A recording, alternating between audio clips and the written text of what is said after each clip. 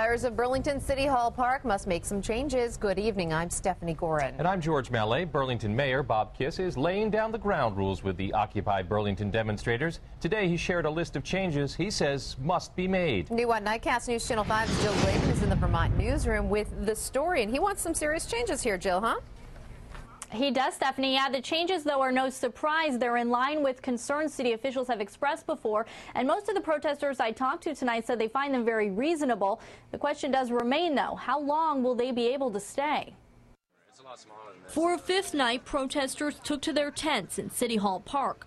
A new conversation was abuzz, though, thanks to a letter sent Tuesday from City Hall. Well, I think that these are all valid concerns, and they're all things that we're trying to address. The letter sent by Mayor Bob Kiss points out problems the city wants protesters to address, among them public urination and disorderly conduct, also smaller issues like ropes tied to trees. Every night at 9:30 I come to the park and I meet with a group of people who make plans to try to maintain safety. Brian Chena, who goes by Chia, has focused on exactly these issues.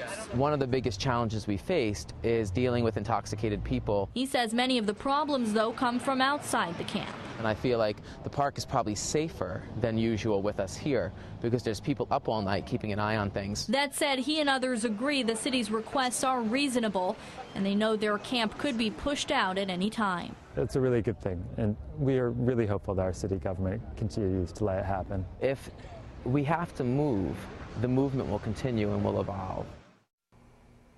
Well, in Mayor Kiss's letter, he says the city continues to use a wait-and-see approach to the camp, but does reserve the right to enforce curfew and kick protesters out.